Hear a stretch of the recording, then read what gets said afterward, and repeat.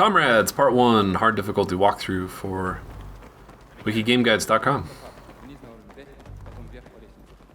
Any strategy for this section? No. You keep a hatchet on you? Teammates. Yeah. Your knife. I think we already made that joke once. Yep. On this voiceover, even. This game. This game? Shit. Alright. Well, I won't follow through with that. So, in your first impressions video, you were pretty pumped on the single player. Yes. You said it was better than any recent Call of Duty single player. Yeah. You changed your mind. It's hard to say because making a guide really can ruin a game, the experience. And I wouldn't say that it ruined this, but it certainly took a lot out of it because you start to notice more of the flaws. But taking a step back and just pretending like I only played through it once, yeah, I'd say I had a lot of fun with it just because it was mainly because it was shorter and it didn't feel super repetitive. Like they had a nice mix of vehicle missions, a nice mix of different like combat areas, where a lot of Call of Duty games, you feel like the levels are maybe too long or too many of the same levels and just repetitive. Like, I mean, we play way too many shooters. Yeah. And it feels like they run together sometimes. Yeah. So yeah, I'd say that it's, I don't know. They're all so similar. I'd say it's excellent overall for a single player campaign.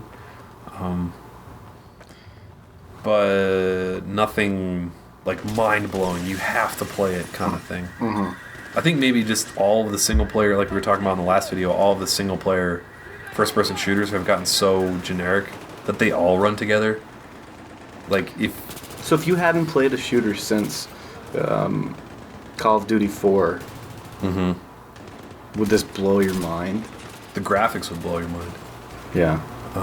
Not necessarily the set pieces. Or the story. And it's not like the story blew my mind in Call of Duty 4. And like, you know, Call of Duty 4, as far as I know, was like the first game to have like that awesome AC-130 gunship.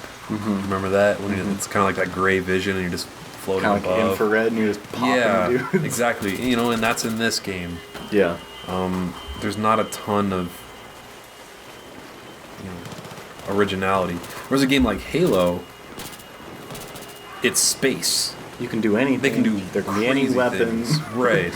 Even though Halo hasn't really branched off a lot from the original weapons that they started with in Halo 1 to Halo Reach. Yeah.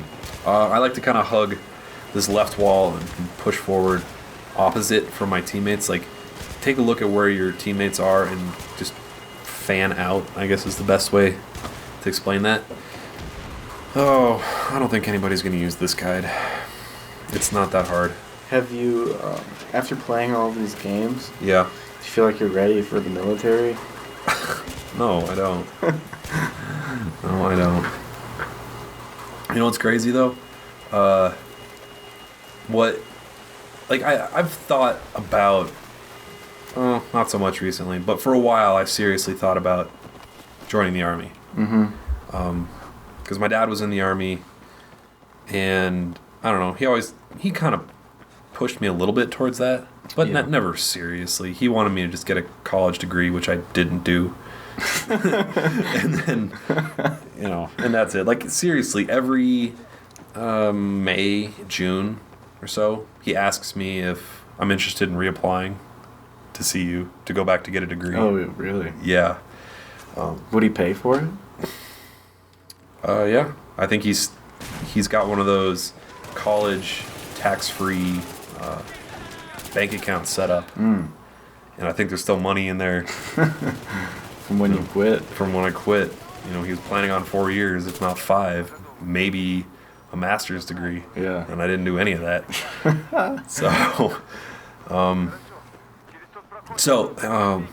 Military. But the thing that turned me off most, like recently, to potentially joining the Army, was reading Where Men Win Glory, which is the book about Pat Tillman joining the Army. And he was, if you don't know who he was a safety for the Cardinals. And after 9/11, he quit playing football, turned down like a $2.5 million a year contract to join the Army. And like a lot of the book is like his diary from when he was, here and not like after he got deployed. And the way he described boot camp, I don't think I could deal with it.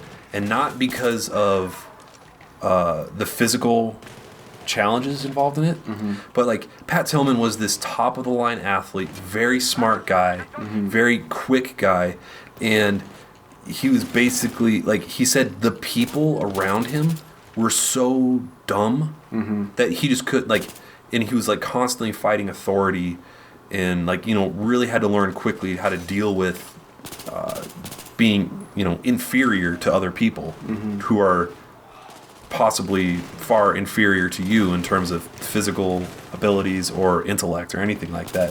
And he said like like all the people he was stuck with during boot camp were just these 18-year-old idiots who only joined the Army because they couldn't be employed anywhere else. And he's like this really smart guy. Yeah. And that it just, the way he talked about it sounded so frustrating to me that I was like, no. I mean I'm 26. Oh, it's way too late for you. Oh no, he joined when he was like about our age. He was not young. Like he was not 18. Shape. He wasn't been playing video games for the last 5 years. Well, I'm not in bad shape, but I'm not safety for the NFL. Yeah. And it's not like they expect you to be in tip-top shape when you get there. I mean, the people that we knew that went to military academies out of high school instead of like state universities, they have different expectations because after they graduate, they're going to be officers. But the people who just enlist, they're not. I think if I joined, I'd be an officer because I'm a college graduate. Well, I'm sure there'd be some sort of officer training that you'd have to go through. There would be, I'm sure. I don't know a lot about it, but I know nothing about it. I was just told if I did, that's what I would do. Well, that's what the ROTC was for. Yeah. In college, which I didn't do. But you're an Eagle Scout. I'm an Eagle Scout. That's something. No, it's not. It's absolutely nothing. Oh yeah, it is. Is it? Yeah. That's a lot of work. It is a lot of work. You gotta do that for years. It wasn't that much work. Because I quit a long time ago. Yeah, well, that was one of the few things my dad really pushed me to do. Yeah. And now you can start campfires and tie knots. I can't. I was cleaning out my room a while ago at my parents' house, and I found my old Eagle Scout uniform. That thing is tiny. My God, it's still got like all the badges and like the medals on it and shit. And how old were you when you got that? I think I was 15 or 16. And I have grown a lot since then. My God, like so much broader in the shoulders. Like if I was to wear that for like a Halloween costume, it would be like a stripper Boy Scout because the buttons would be just like, the tensile Fat strength. Guy in a little coat. Exactly. That's what it would be like. Oh, yeah.